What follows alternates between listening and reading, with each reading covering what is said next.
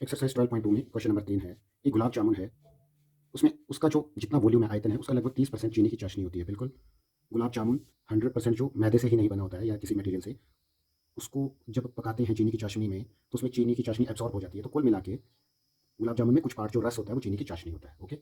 अच्छा, तो कितनी होती है वो? 30%। बोलने का मतलब अगर आपके पास 100 किलो गुलाब जामुन है, तो उनको बनाने के लिए 30 किलो चाशनी और 70 किलो मैदा, मतलब उनको बनने में इतना 70 किलो मैदा और 30 किलो चाशनी लगभग यूज़ हुई होती है।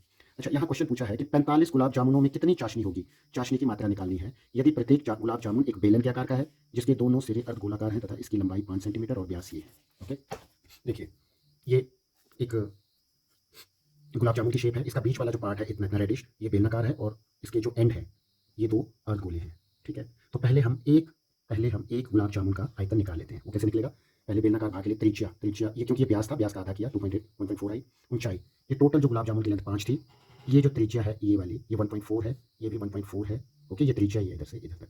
तो 5 में से एक 1.4 एक बार, 3.6 बच गया, 1.4 फिर से लेस की 2.2। ऐसे भी हो सकता है कि 5 में से 2 टाइम्स 1.4, 5 में से 2 टाइम्स 1.4 लेस किया तब भी 2.2 आएगी। ठीक है, और गोलाकार भाग में फिर से त्रिज्या वैसे ही, क्योंकि ये व्यास है, व्यास का आधा करके त्रिज्या बच गई। ठीक है, एक गुलाब जामुन का आयतन कितना होगा? उसका बेलनाकार पार्ट और दो उसके अर्धगोलाकार, एक बेलनाकार पार्ट और दो अर्धगोलाकार पार्ट को मिला के पूरे पूरे गुलाब जामुन का आयतन बनेगा। बेलनाकार पार्ट का होता है पाई आर स्क्वायर, 2 टाइम्स अर्धगोले का आयतन होता है 2/3 पाई आर क्यूब।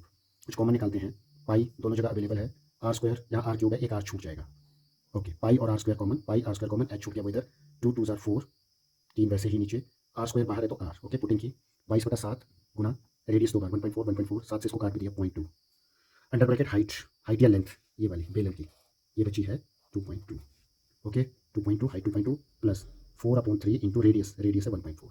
ये वाला पार्ट सिंप्लीफाई किया, 2.2 प्लस 14 चौके 56 होते हैं तो 5.6 बन गया, 5.6/3। 2.2 प्लस 5.6/3, इसके नीचे 1, एलसीएम आया 3, 1 3 ज़ार 3, 3 को ऊपर मल्टीप्लाई किया, बाई 3 66 दशमलव है तो 6.6 प्लस 3 1 ज़ार 3, 1 इंटू 5.6 दिस ऐड किया तो ये मिल गया 12.2/3।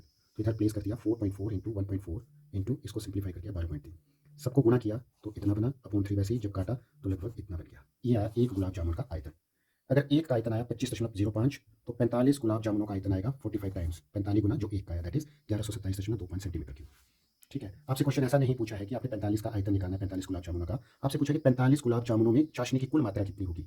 तो चाशनी की मात्रा के लिए उन्होंने बोला कि 30% चाशनी होती है। मतलब गुलाब जामुनों का आयतन आता है 1127.25, उसका 30% निकालेंगे। 30% कैसे निकलेगा? 1127.25 इंटू 30/100, जीरो से जीरो कट गया, इनको मल्टीप्लाई किया 3 के साथ, इतना बन गया। एक 10 था तो 10 का 1 दशमलव आगे लग गया, पहले 2 स्थान थे, 10 का दशमलव एक और स्थान आ गया, 338.175 सेंटीमीटर क्यूब, या लगभग 338 सेंटीमीटर क्यूब चाशनी है इन 45